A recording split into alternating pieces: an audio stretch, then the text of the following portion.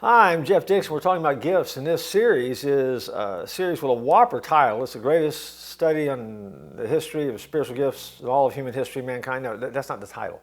It's bigger than that. It's crazier than that. It's a title where we let ego step to the side, and we basically offer to you this being the ultimate all-time study of spiritual giftedness.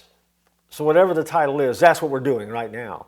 And today we want to talk to you about the outcome of the gifts. In a previous episode, we said that the purpose of the gifts is to build up Christ's body. So what is the outcome of the gifts? In other words, what do the spiritual gifts produce? Now, we might think that spiritual gifts in the life of a church will help a church grow numerically.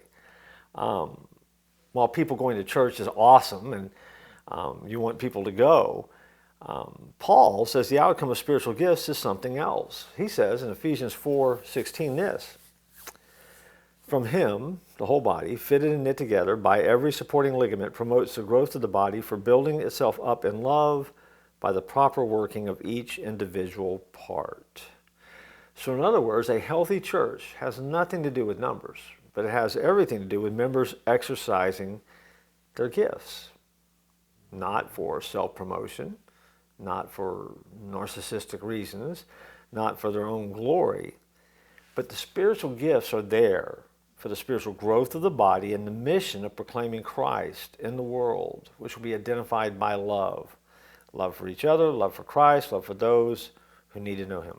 In other words, the spiritual gift of the Spirit should produce the fruit of the Spirit of God. But the Spirit of God, according to Galatians, is joy, peace, patience, kindness, goodness, faithfulness, gentleness, and self-control. There's not a law against such things. And so using your spiritual gifts should not produce prideful Christians who seek their own glory, but instead, what we just read in the book of Galatians ought to be the end result.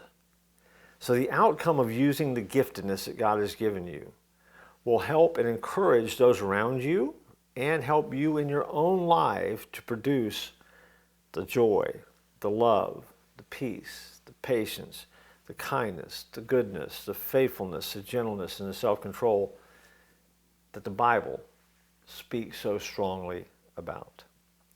The presence of that spiritual fruit is a sign that God is being glorified through the use of your giftedness and that the Holy Spirit is alive and well and working within you.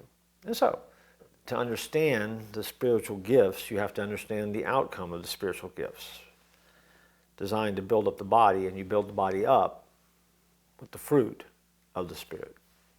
Hopefully that helps, and we will continue our massively titled study on spiritual gifts in our next session.